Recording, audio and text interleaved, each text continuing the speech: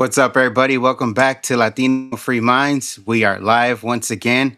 Thank you, everybody, for tuning in. And on this episode, we have a very special group, representative of a group that we work with last year and in this past year, and we really, really support what they do.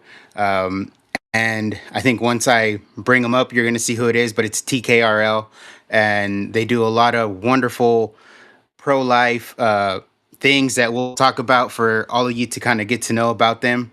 But without further ado, I'm bringing in Anne Marie from TKRL, Tulare Kings Resources for Life. How you doing, Anne? Thank you. Thanks for having me. What an honor, you guys. I love your show. So thanks for having us. No, thanks for coming on. You guys reached out to us. Melissa, I want to say we did the events with her October 2025. I think sometime in September or late August, she might have reached out to us. It's like when we first got in communication with you guys. And, it's been a really cool relationship. We did your podcast, I think in February, which is crazy because it's already August going into September. But time flies. And it's great to have you on ours now. And, do this interview and talk about the event you guys coming up in September. But quickly introduce yourself and your role with TKRL.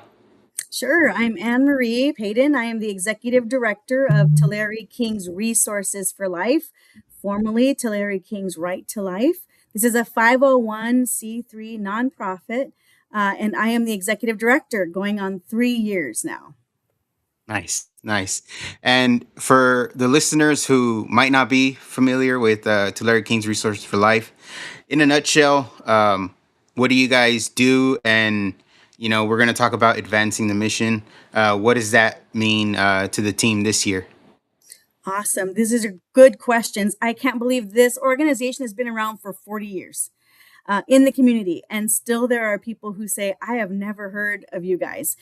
They might be familiar with some of the big events we put on because we've had some big name speakers, but they don't know what we do. So I love that we're starting there. As a 501c3, we are a nonprofit. We are a pro-life organization, and we teach about the value, the sanctity of human life from conception to natural death. So with that, you can understand in the state of California, that's a tough job to be doing for the last 40 years. It started in 1985, really grassroots effort from some seniors in the community who wanted to effectively communicate their intentions with the abortion industry that was in Visalia at the time. So it started around a kitchen table. Ladies got together. They start writing letters to their city council and supervisors, and they did a great job. And ever since then, it's been around. It's had different leaders. And I think now we'll begin to talk more about what that mission is and how it's evolved since 1985. So I think it was Tulare County Right to Life. And at one point, there were 3 different big groups all together. So Fresno's Right to Life with our area now all the way to Kern County. So 3 counties were represented by one group. And then in 2012, it really all separated. So now there's a Fresno Right to Life group. There is a Kern County Right to Life, and then Tulare Kings is represented by TKRL, Tulare Kings Resources for Life. Nice, nice. Well, as long as they're still around, right? And they didn't go away. The growth or an expansion is better than, Yes. getting Yes, smaller. So that's great. So I was looking up some stuff and from our conversations with you when we got to meet you, there's 3 pillars that you guys have, which is education, restoration, and defense of life. Can you walk us through how those show up in your day-to-day work? Right. So coming on staff, my history was a fertility care practitioner, which means I help couples and women understand their cycles, to understand big issues like infertility, and offer a real solution.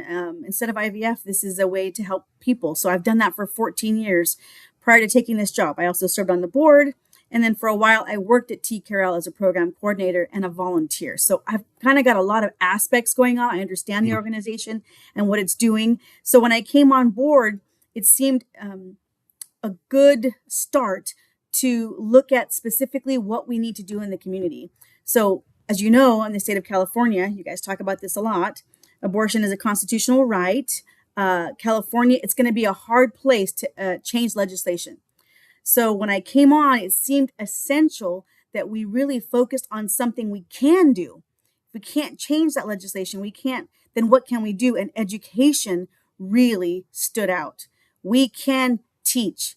As a practitioner for the last 14 years, I've met so many couples who had no idea how their bodies worked, what a woman's cycle should look like. And we could definitely talk about that whole thing on a whole show by itself, because I think men need to understand that. And I think women need to understand how men work, and it would be great. But knowing that was my background, and understanding my husband is a 30-year veteran teacher, an educator in the public school system. And I have 6 children, and I've had kids go to private school, public school, and I homeschooled. So I'm well aware of what kind of sex ed is being offered in the public school system. Mm. And it became really important to me to at least get education out there. So we hired an education specialist.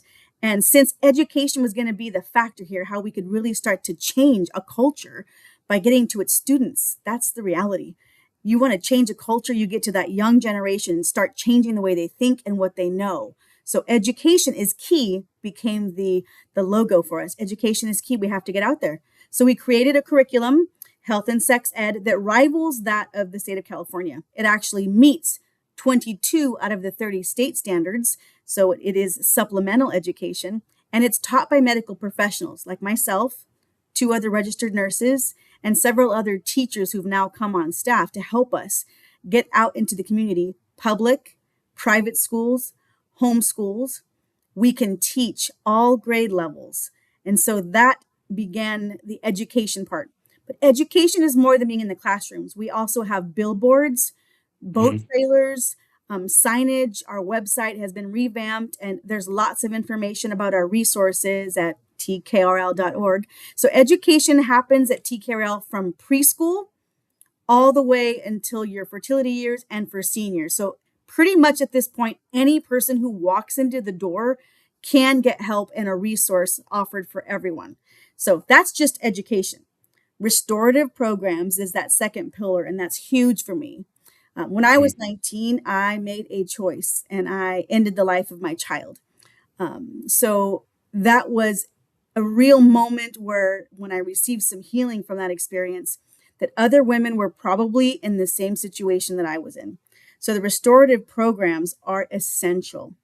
I have to share that 1 out of every 4 women have had an abortion. 1 out of every 3 women have had a miscarriage. So the reality is that women and couples are hurting, and there's really no place to go. There's not a place where you can walk in and say, hey, this is my situation. And so TKRL offers resources. We have retreats for healing from the effects of abortion and miscarriage. We have them there on campus, and we even have resources for those who have suffered sexual trauma. Now, these are all retreats and resources we offer free of charge to the community.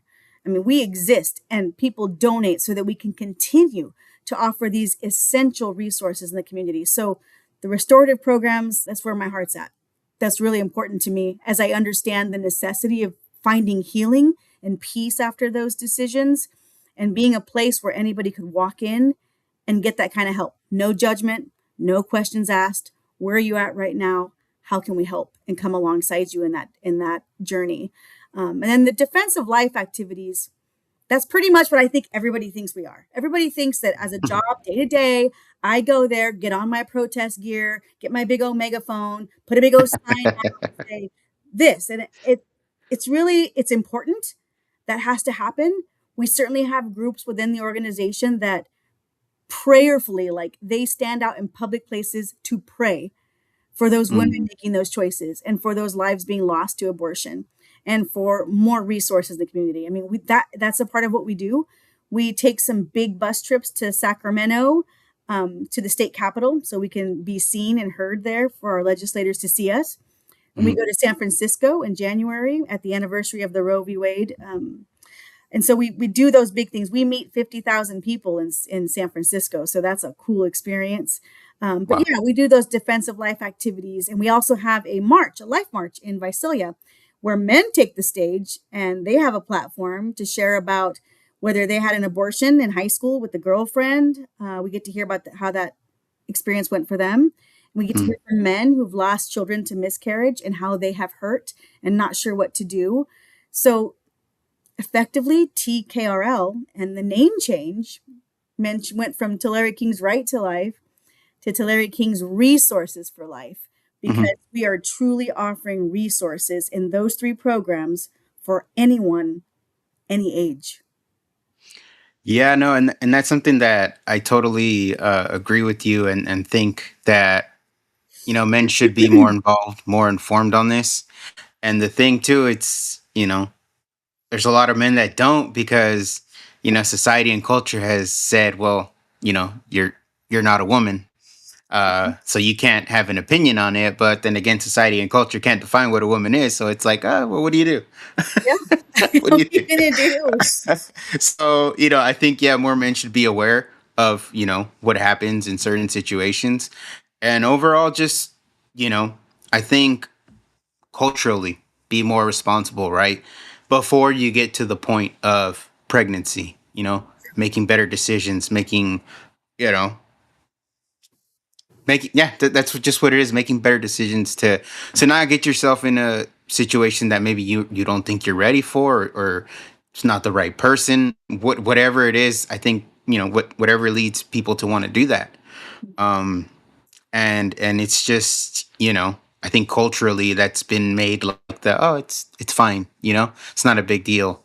That's why they take away, and I think we said this on your podcast, the what do they call it, it's just a clump of cells, or they take away the humanity from the baby, so that it's like, oh, I'm not killing a baby, I'm just getting rid of this Right. fetus, this, these cells. And that's the kind of stuff that we see in society. But what you guys are doing with, like you said, the education of it, education's important overall in anything. We do a lot of stuff on the political side, and it's because we feel like a lot of people don't know what's really going on. A lot of people don't pay attention to politics because it might be too much for them. But so they completely ignore it, but then they don't realize how all that kind of affects your day to day, your grocery prices, your gas prices, your property taxes, all that other stuff. It just has to do with politics, whether you want to admit it or not. So education is really good. And also the restoration part, I think that's awesome, because yeah, people do, people have done it. And that's something I've always thought of, like, for women, it's like, if they go through an abortion, like, I just imagine, that it's still traumatic, because you know I would imagine you have the thoughts of, like, what if, those what ifs after, or Yeah. and stuff like that. So, and that's hard for people to deal with, right? Even Right. men, when you're talking about what ifs, what if I would have made this decision and not that decision, like, those thoughts can get very hard to deal with.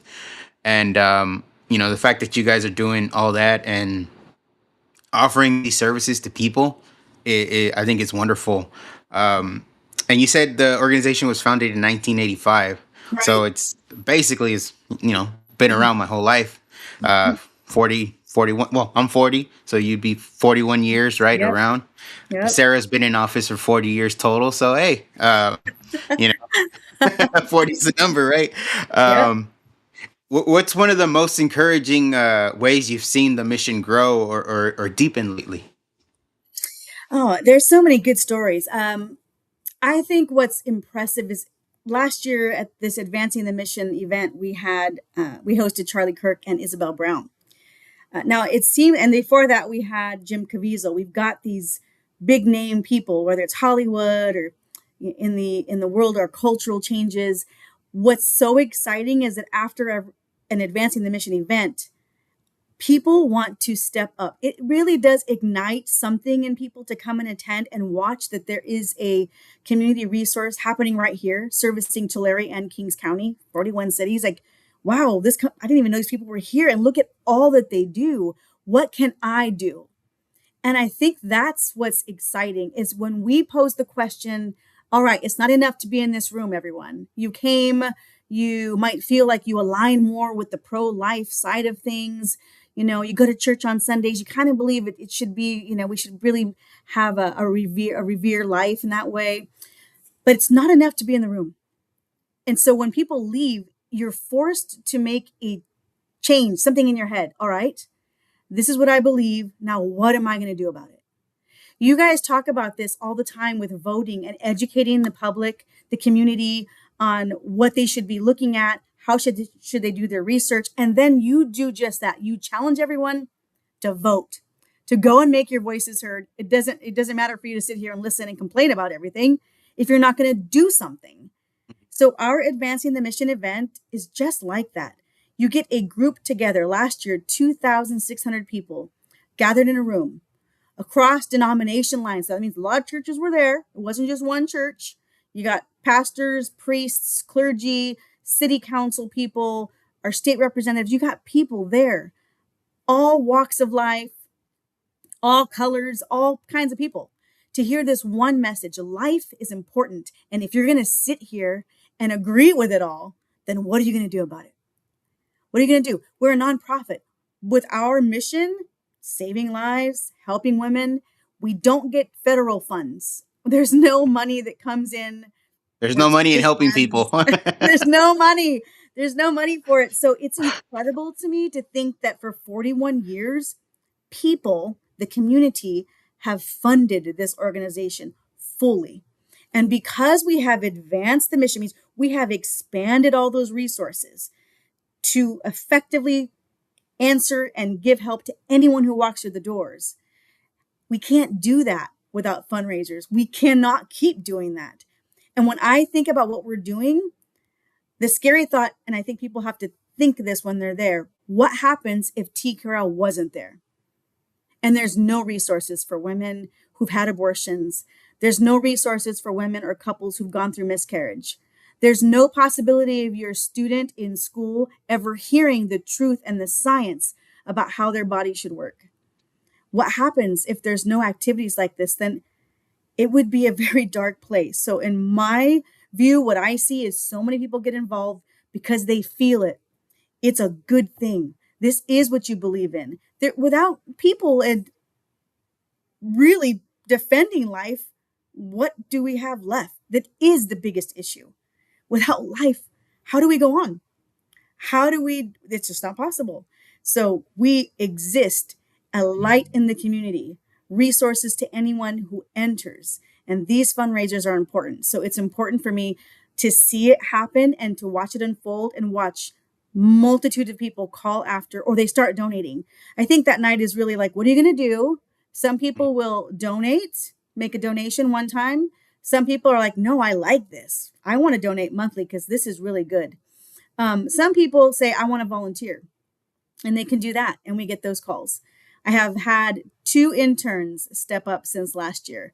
2 additional programs have happened because we have an increased number of people willing to step forward. We've had an adoption happen with TKRL right in the middle of it. We literally had, this is a miracle. We had a woman who created our new logo, who came into the office after she did her work with us and said, hey, listen, I've been pro-life all my life, but I've really never done anything more. My husband and I have been praying about it, and we really want to be open to adoption. Is there any way or anyone like we'd love to be able to help someone who maybe is abortion minded, but we could come in and help and take this child. And I mean, I'm new at this job. I'm thinking, I don't, that's not something we do. But can you record a video message and I'll put it on our media? And she did. And nothing happened for months. But then it happened. Literally, a woman comes to us, referred from a convent in Arizona. Just sounds like a movie one day. She walks in our door. She's about 19 weeks pregnant. She's considering an abortion. She has 2 little ones and she needs help. And I mean, we don't bring up adoption right away because we need to be there for her right there where she's at. Just like I said, no judgment. What's going on? Tell me your situation and how can we help you now? And so we had good conversations. We were able to help her at that immediate moment, give her resources in the community, like the care pregnancy centers. They exist with material goods and classes and like right now help, delivery help, like all that stuff. So we were getting her connected to all those places. And over a few visits, it kind of came out that the word adoption came up. She brought it up. And so I said, well, there is a family I know who has mentioned this desire. And would you consider it? I mean, I think you could do this, and with help, we can help you, but would you consider that? And she said, yes. And the rest is history. Over the years' time, this couple stepped up into her life to mentor her through the pregnancy.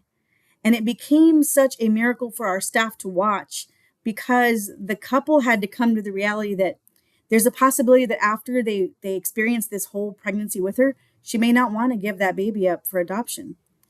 And their heart was so good and so in the right place. They decided that even if she did not give this child up for adoption, they were doing the right thing to help her.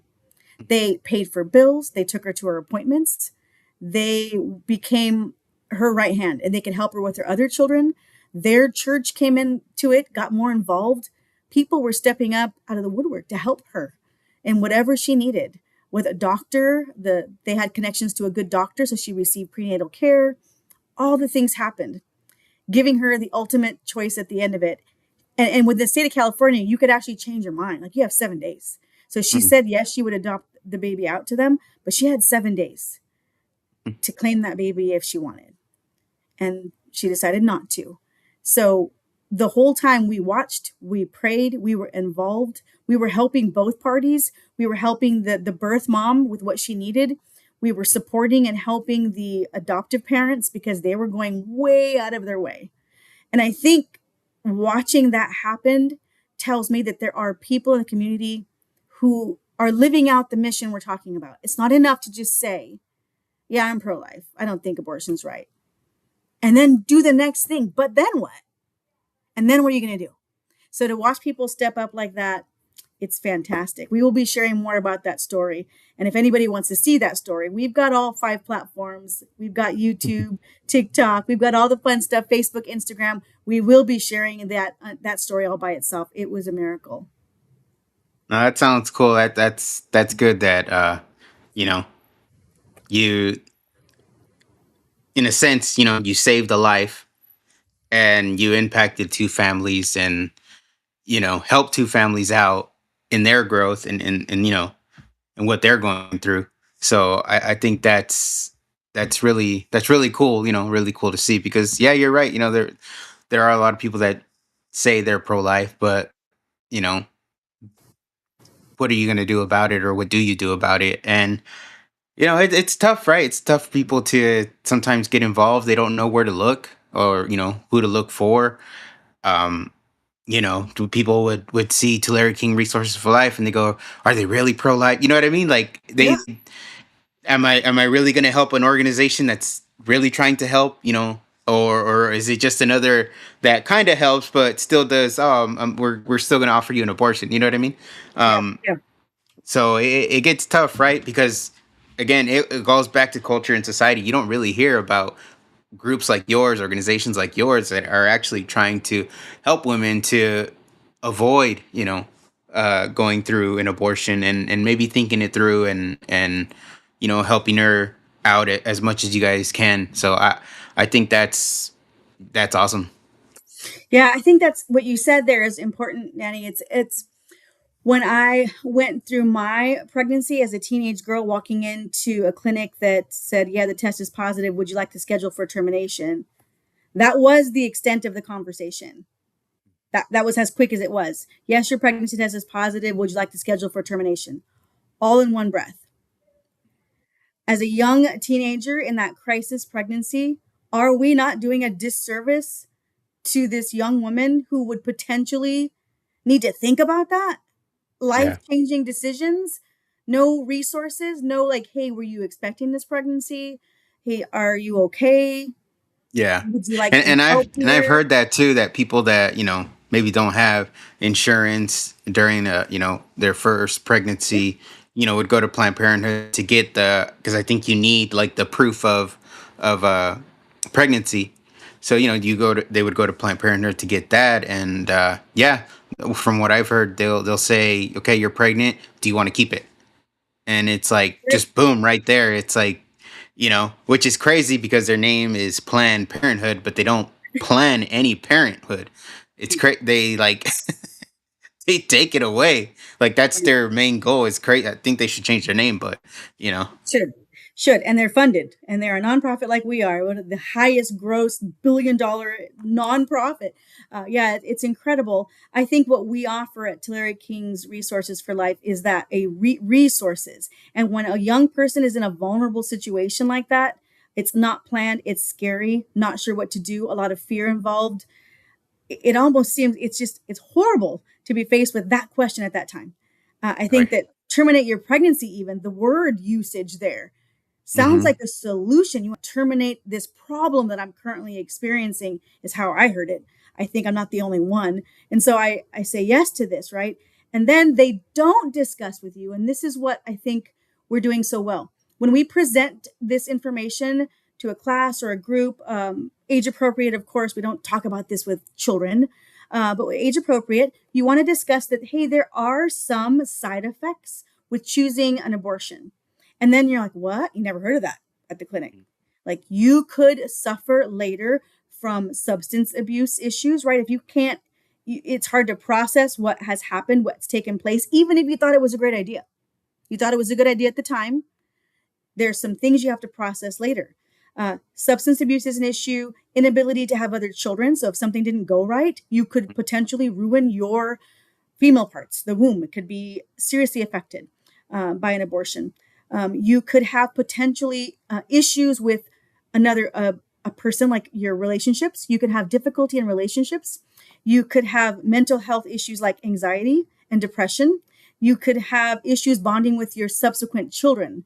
Like there is a list of things that I don't think people understand. So you could make that choice, live your life as if everything is fine, and then later on in your life you start to experience, whether it's the week after, a year after, or 30 years later, okay, I've had issues with suicidal ideation, depression, anxiety. I have issues bonding with my children. I'm in a marital crisis for the third time. Like these are real life situations. And you have to think back, what happened in your life? And lo and behold, the questions asked, how many pregnancies have you had? And if the numbers don't match up, what happened to that one? Oh, I had an abortion. Guaranteed that's an issue. That's an issue that's going to affect so many things later. And no one ever tells you that those things are a possibility when you make that choice. That's Yeah, tragic. no, yeah, it is, and that's kind of what I was trying to like. When I said earlier, it's like the what ifs, right? And how that the what ifs can bring on all that, and it's not talked about. It's just make this decision. It's quick, it's easy, and you're done. But from what you just said, it's like you're not done. Right. It'll come back. So that's a lot of good information for people to hear and to understand, because yeah, you're right, they don't hear that. Right. When you come into us, we're gonna say, this is okay, I'm pregnant. I don't know what to do. We're gonna give you this resource. If you came in and you said, I'm gonna have this abortion, well, we would strongly encourage you not to, because there's resources that could help you parent. We could help Mhm. you do that. And then we can also tell you what could happen later. I don't think there's a place I know of where you can walk in and get this kind of both sides. And if you go through it, we're also here. If Mm. this is something you go through, we are also here. You have a place to come back where you will be understood, and we can offer resources to help you then. I just don't know any other place that exists like that. We're doing it. Yeah, wow. Well, you guys gotta keep it up. And what you had said a little bit ago is, it's good that regular people fund you guys and help you guys out. And unlike like a Planned Parenthood, right, that gets all this federal funding, and they're not really helping anyone. They're just giving someone a quick fix, basically. Right. Um, so you mentioned it briefly. Last year's Advancing the Mission, you guys had Charlie Kirk as the keynote speaker, and just 1 week later, the world lost him. Looking back at that night in Visalia, what message or moment from his speech still resonates most with you and the TKRL team? And how has his call to action continued to shape or motivate the work you're doing? Ah, seeing the picture up there, I'm like, oh, uh, Charlie Kirk changed my life for sure. I have to admit, I didn't like Charlie Kirk very at first. I really didn't. I didn't Yeah, like yeah. his style. Like I didn't feel like he seemed kind of brash, and like what I would see on him on social media was just kind of this view of him like, he could be so rude or come across like he's just arrogant. I used to think that. And then I met him, and sincere, smart, funny, just genuine, just a real person who was interested and just so smart, like and humble. He was taking notes. I sat with him in the green room and said, hey, I have to tell you something. He said, what's up? The show is happening. 2,600 people are sitting there. We're doing some other things. He's going to go out and talk. And I said, I hear you talk a lot about the baby, like protecting the baby. You don't say much about the woman and what happens to her. And he sat back with his pen and he's like, okay. And I said, I think you should talk about what happens like scientifically. And his buddies were all there at the table, young guys, all these Gen Z, that's his people. Those are like his Hmm. groups, you Yeah, know, he had the young crowd for boy. sure. Yeah, that was they're the people travel with him. I said, when a woman's pregnant, those cells stay in her body forever. So whether she miscarries or aborts this child, she can never truly get over it and really get past it because the cells are in her body. And scientists have even noted that those cells produce extra white blood cells, which means that if a woman ever gets sick after she's lost a child to miscarriage or she's had an abortion, extra white blood cells will help her heal because she's had another body inside of hers. And his guys were with him, and his guys were like looking at him like, is that true? And she's saying what's true? And he's like, that's right. And he said, okay, I hear you. Like, who am I to tell this guy this stuff? When I think about like, what was I thinking? I don't know. I just felt like I always heard him talk about the baby. And I was like, hey, what about the woman? Like that was me. So that's important to me. And he heard it and he went out and delivered an amazing account. Like I have never seen such a huge crowd captivated, like pin drop silence and then raging applause and standing ovations. Like he had everybody captivated by what he was saying. And mind you, there was so many churches there, like different denominations, but he seriously called out everyone. All of them. He, Yeah. yeah, and he made it was funny and charming. Like he was talking about Presbyterians in the back swinging up and whoop hauling are back there, and the Calvinists in the front being so serious, thinking you're better than everybody. The Catholics kneeling down, of course. I mean, he was just like rattling Yeah. things so fast. He did not use any notes. He didn't refer to anything. He was speaking truth. He sounded more like a pastor that night. Like he sounded like he was preaching and he was relentless. Like he was not giving up until everybody heard. And in terms of having a fundraiser every year, I don't think I've had other speakers do what he did. Like he must have studied us. He must have gone to our website because he was saying things I didn't tell him, but he knew about us. So he was saying, hey, Tulare-Kings Resources for Life, they need you. Like this can't happen. You're here tonight. This means you have to step up. You got to do more than this. And the churches, if you're unashamed, if you are ashamed to talk about this pro-life issue, go back and read scriptures because you should be. This is essential. So he laid it all out there in a way that I've never seen anyone. And everybody left that night. I have not heard one person say they were not completely moved and changed. And the number of people that have contacted us after that event to do more, dozens, lots of people just calling. What can we do? What can we do? I want to do this. I want to do more. Ever since Hmm. Charlie, I hear this all the time. Ever since Charlie Kirk, I want to, and then they tell me what they want to do, and they do it. The thing that I think he said to me that really stuck out, and it gives me a lot of hope. He said, I do a lot of events, and usually for pro-life groups, there is a church, one church who really like is the source, the financial source for it. Like a care Hmm. pregnancy center might have this church funds it or this group funds it. He said, I can tell here by the audience you have, and he did his finger, you have something very unique here. There's lots of churches involved here. That's wonderful. Mm. And that is unique.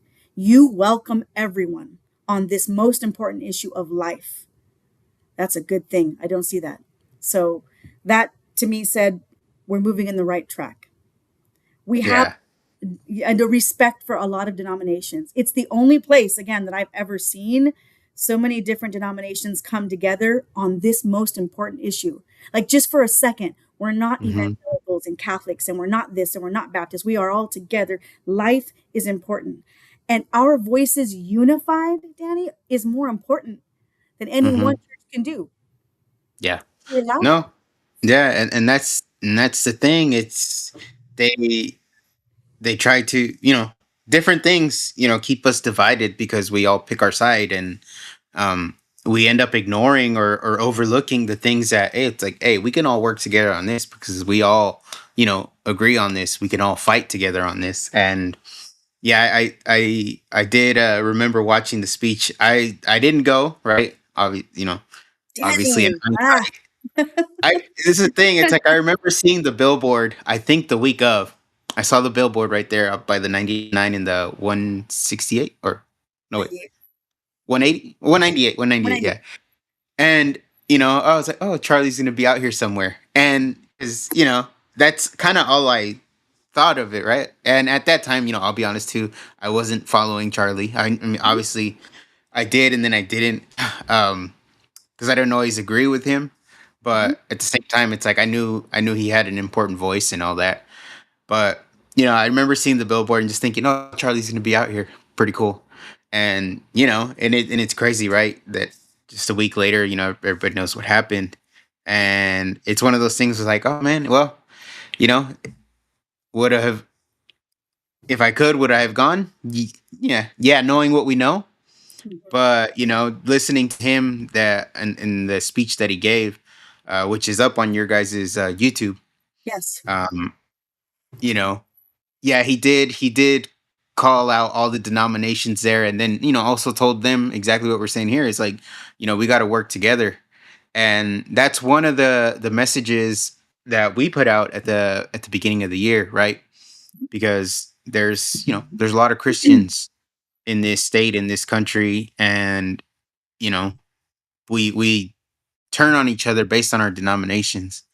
And Mhm. it's like, maybe we shouldn't do that. If we worship differently, or if we think we're the correct church, or that's, I think that's part of the human side in us too.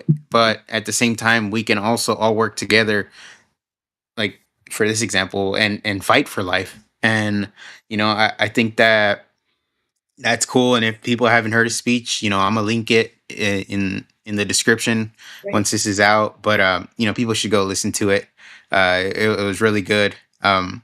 And now this event, continues. This is the next year.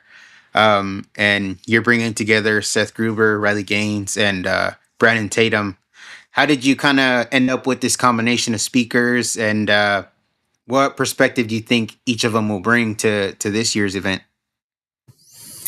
Obviously, it was a hard call, right? After we sell out 2 weeks before the event with Charlie Kirk, um, who are you going to get next? Who can possibly do what he effectively did in one night and just ignited the Central Valley? It was a hard decision. These three were chosen though because they all did have really good ties with Charlie. Mhm. We feel like that night he literally left the mic on the stage and said, "Okay, you guys pick it up." I mean, it was a challenge. It was a call. It was like, "Here, it's up to you." I think these three speakers have done that.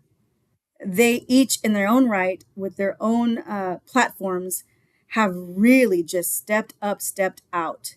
I think they picked up that mic, and it was important to show there's kind of a variance, if you will. Like Seth Gruber is knowledgeable. Like he knows so much. If you don't know the history of abortion or Margaret Sanger or its relationship to like Nazi Germany and the genocide of I mean, he is going to blow your mind with information. His content out there, you should follow him. He's got so much content, drops it daily. Like this guy is on it, all things. He is incredible. Um, and he knew Charlie and had more than one interview with him. So he's going to be great. Uh, Officer Tatum, he's just that man's man who's like in your face. He's a commentator, right? He's got like 3 million followers on YouTube. This guy is no joke. He comes with a powerfully packed common sense. Kind of reminds me of you guys, really. He's just louder and I want voice to your say we're opinion. cooler. Okay. I know you guys. He's fantastic. I think he's going to bring a whole new audience, and guys want to hear it. I think Brandon's going to come out with this in your face, like, no, this is what you got to be doing, and we need that. I've seen men really affected by our presentations and really challenged to step up. Officer Tatum's going to be great for that. So yes, you got to become one of his 3 million followers. You'll see what I mean. Riley Gaines, she has stepped out and she has been bold about what she knew was not right. She did not go along with the status quo. She stood up and she made her voice known. She has effectively changed legislation. She has done it. And now she takes her newest beautiful vocation of motherhood, like, no, and now I'm doing this. And this does not mean I'm not successful. This is being successful. I am doing what I know that I'm supposed to be doing and being a mom. So I think she's recently in Clovis, there was a whole CIF issue with the transgenders. There was a big issue with CIF giving trophies and all. These people who are struggling with this now, she is wonderful. She's going to be that kind of a voice who really steps out and really motivates women, ignites them. It's going to be a good night, and all of them. We will have a tribute to Charlie Kirk. I think it'd be weird not to. Like we were all here just a year ago Mhm. in his presence. So we will definitely acknowledge him, and they're going to love that. And they were all really good friends with him. They work side by side with him. So I think we've done a good tribute by having these people who've known him and who will carry on that torch in their respective platforms. It's going to be an amazing evening, Danny. I don't want you to miss tickets this time. Make sure you get tickets. You I'll guys be need to there. be there. Or you're going to have a table there. I think we say you can Yeah, put a yeah, table. Let yeah. people We'll know be who you there. guys are. All right. Yeah, All right. we'll be there for sure. But no, I mean, yeah, it's cool to have you have that mix of speakers, and yeah, they have a big what do you call it? They have to follow up a tough act. You know what I mean? So we'll see how they do. Um, and part of the event kind of goes back into the fundraising. Right. Um, do you guys have any specific funds that you guys want to raise, or just kind of to help with other programs or resources and stuff like that? Yes, we definitely have our promo videos at night because we share some of the highlights and what's happened and what we're doing going forward. So, yes, we would love to be fully funded for the year with this one big event. I'm not going to say that's not possible. That's possible. Um, but we will definitely share what our plans are. We like to share like these menus. Like if you want to help out at this level and this level and this level, come on board. This is what we can do with it. Every single cent we raise goes out to those 3 projects.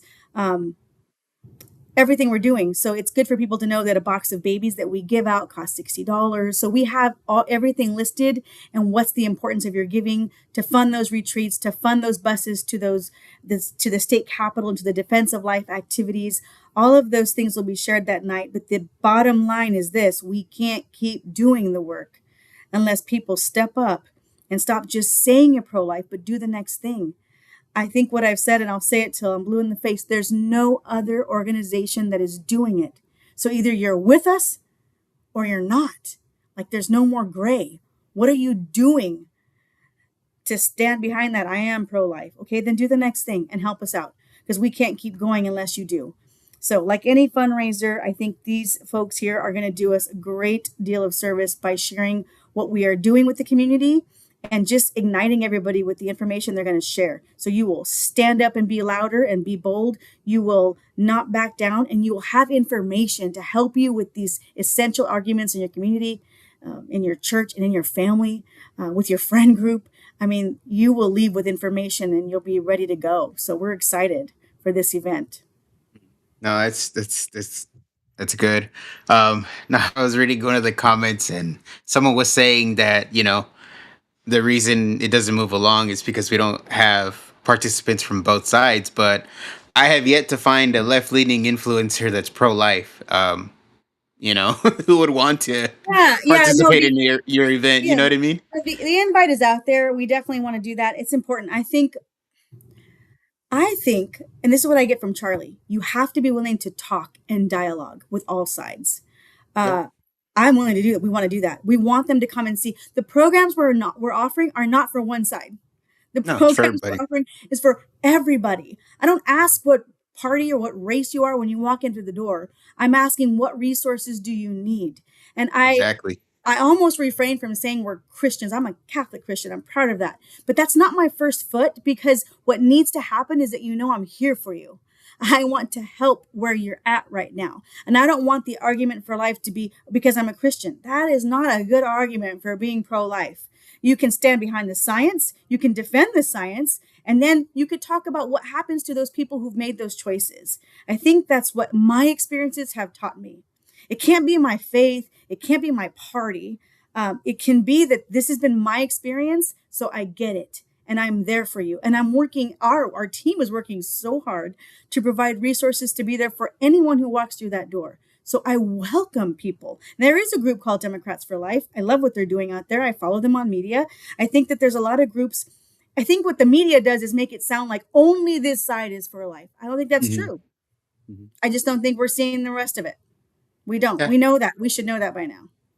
No, that's true, and exactly. You don't go through daily life, right? You don't go into a store or anywhere, or anyone that needs help, and I don't ask, "Or are you a Republican or a Democrat?" You know what I mean? That's not something that we should definitely not not treat people based on that, right?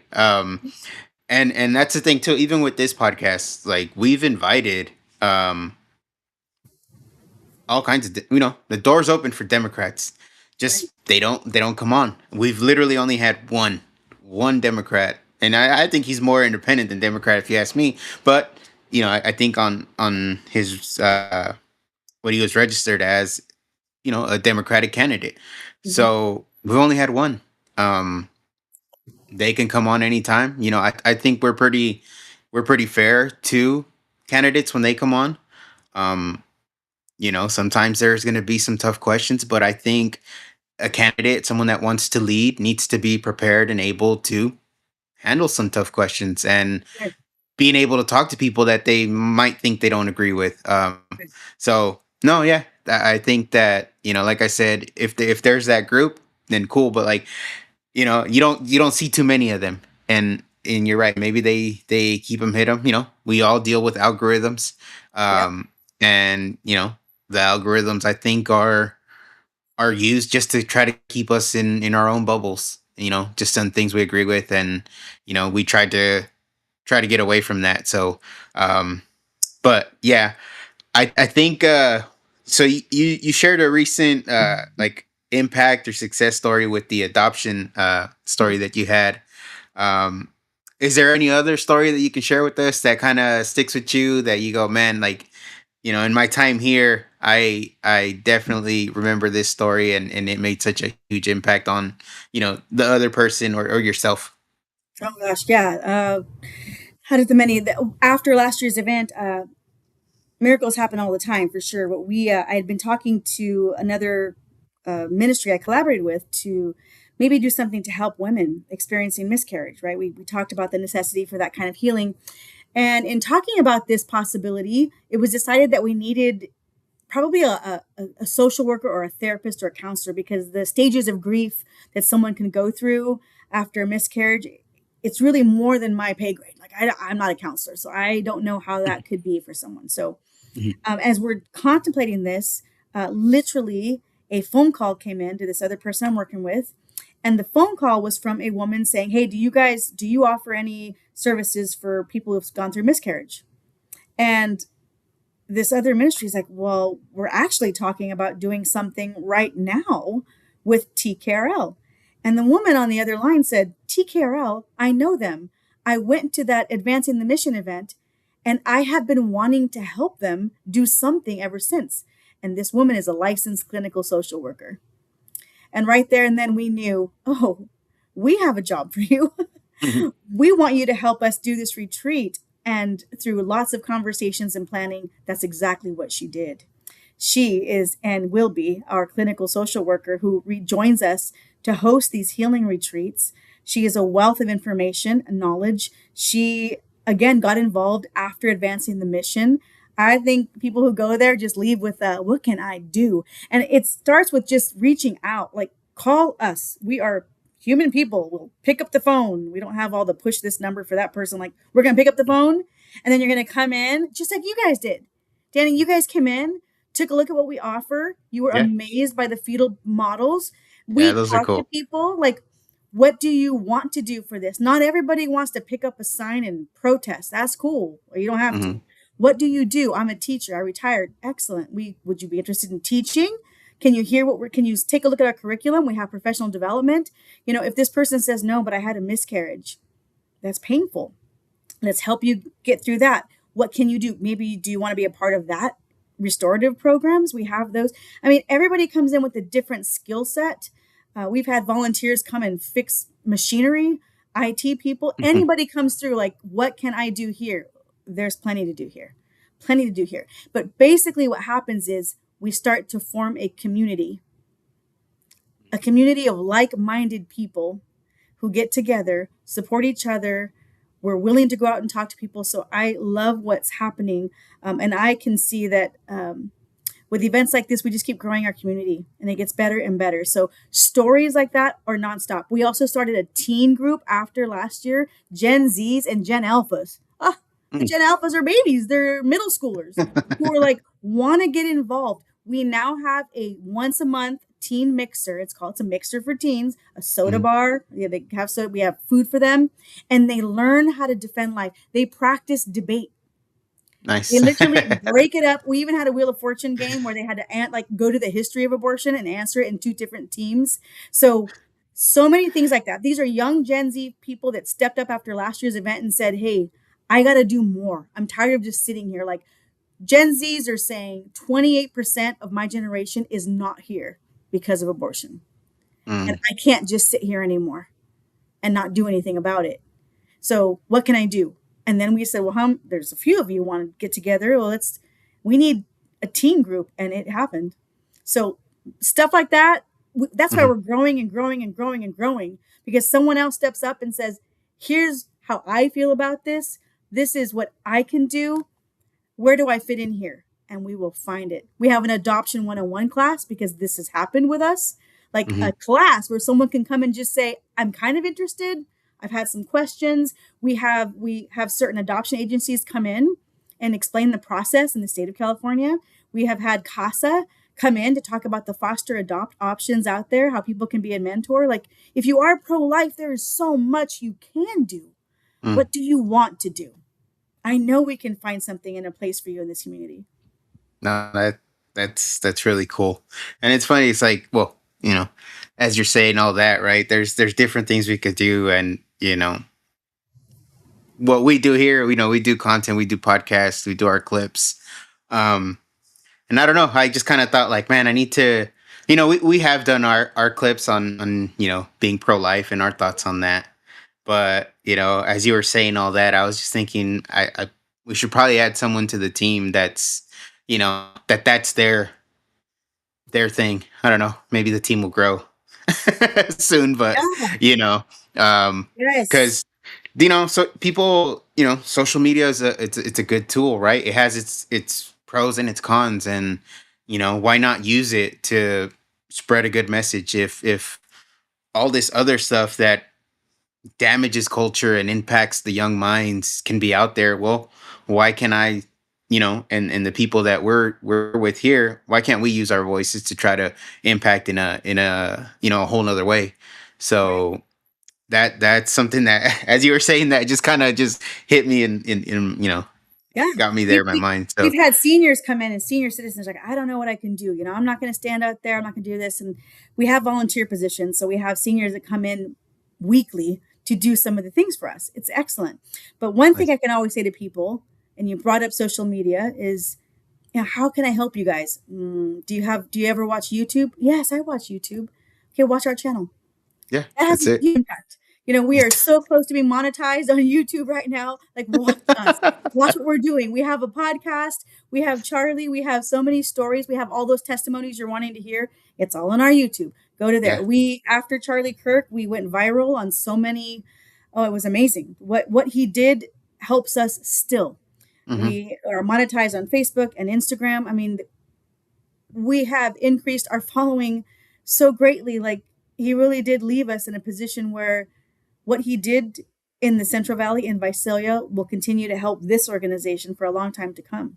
So we need more YouTube hours. Go watch stuff, and Yeah. that's how you can help Watch people. hours, people. Come on now. Yes, watch hours. Hey, you can help sitting right there, right now. Just go to YouTube and watch. You'll love it. I'll be, because you post these clips and you see the analytics and all that, and then you go on YouTube and then you just see this ridiculous video that's got like 3 million views, and it's like, this is garbage. But hey, one day. People are watching it. People are watching it. Okay, whatever. We've got lots of content for you if that's how it goes. But yes, we are on all 5 platforms, and we would Nice, love nice. people can help doing that. So, you've kind of touched on it a little, but looking beyond September 3rd, when the event is over, what lasting impact do you hope that it has, either in the community or just in culture? It's a good question. I think the change in the culture. That's not an overnight fix. Mm-mm. It's not going to happen overnight. So it is the consistency, the persistence, the ingenuity, the creativity to continue to get out there, see where the needs are, see what we can do. I don't ever want to feel like I can't do anything. No, there is more we can do. We can think, we can get out there. So my goals would be to continue what we're doing, growing this community, enhancing our programs, adding more programs. I know someone recently said, do you have a group for adoptive parents? Because that could be really traumatic and very difficult. No, but I take notes. I have like a TKRL future. Like, what could we do? I love the idea of a womb room where we create like a mobile unit where you can walk in a van, like 5 people, and have surround sound with watching baby in utero. Like, I have all of these thoughts, and like, we got to do more. There's so much to do. So I dream, I think, I pray. I have a wonderful board of directors and a team of people who are constantly saying, hey, we can do this. Hey, sometimes that's overwhelming, by the way, because you're like, okay, Yeah. let me take notes, because we're doing one day at a time. And I'm hoping that I can get to all of this in my lifetime or Yeah. leave the organization in a better place. I want to leave there knowing that we have somehow enhanced the community feeling for this movement. We have helped a lot of people already with TKRL in just 1 year of offering fertility care, 5 new babies from couples who could not conceive or had trouble carrying pregnancies through. 5 babies in 1 year. We are effectively creating a culture, aren't we? We are changing, creating, and working hard with no end in sight on what we can accomplish with the help of our donor base and the people coming on board.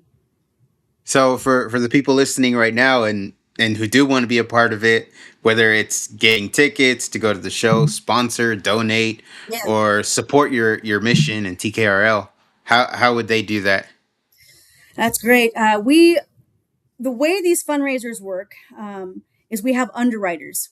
So an underwriter is going to pay $5,000. That's not for everybody, right? There are some people out there who want to pay that, and you have an intimate dinner with our speakers. So prior to the main event, we have an underwriters dinner where they get 2 VIP dinner passes to come and meet, greet, take pictures with. The speakers give a personal talk with our underwriters, thanking them, and we let them know what we're doing. And then you get tickets to the main event. So that's underwriters at $5,000. Without the underwriters, our tickets are not that affordable. It really raises the cost. But with underwriters, this is a pretty affordable event. you can get tickets as little as $22. If you're a student, you're going to get half off of whatever seat you want, balcony or floor seats. So the underwriters make it possible, and we are so grateful for that. Then we have a sponsorship level, which is $1,500. The sponsor could be a small business, could be a family. They're going to get 2 free tickets for the event, really, really good seats, really close up, a VIP entrance, which means you don't have to wait in that long line to get in. You can go in quickly, you'll get some TKRL merch, and we can mark it. We'd like to put everybody's names. A lot of companies don't want to put their names up there. They feel like, oh, this seriously aligns me. That's a whole nother talk. We Yeah, can do that for you. We can definitely put this out there. There's going to be a packed house, and we will do that for the rest of the year. So not only at that night, but you will have marketing on our websites for the year. So yeah. that's a sponsor. You can buy tickets, $50 for that floor seat, $40 for the balcony. We also have half off for all the students, and groups of 8 get a discount. So if you have a group of 8, you get a better discount. And there's lots of different promo codes. So definitely go to the website at tkrl.org. You can get these tickets now.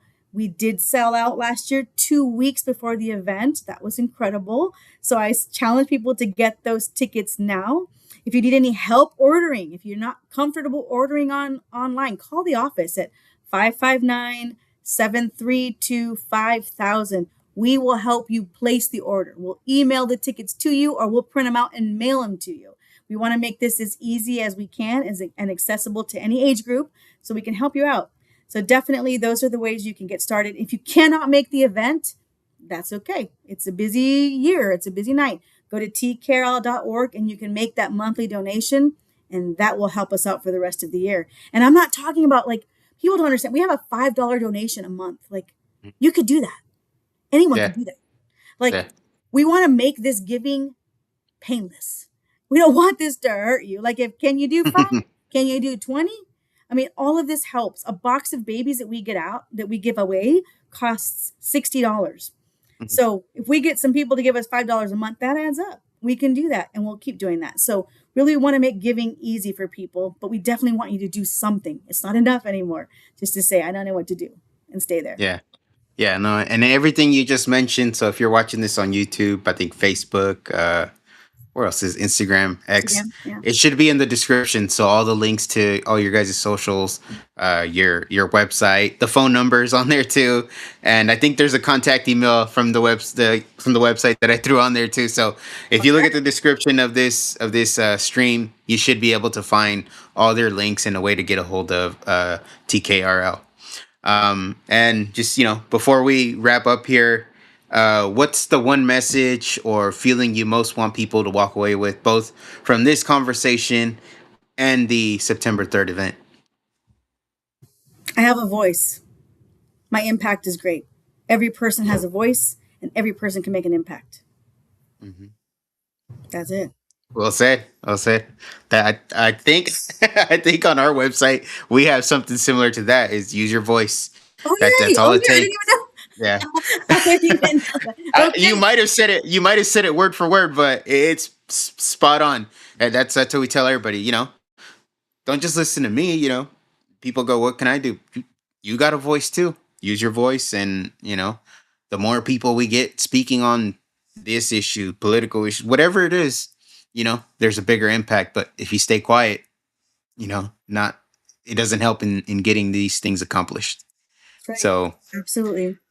Anne I like Marie, what you guys are doing. That's why, because you say it. That's perfect. That's perfect. thank you, and we like what you're doing too.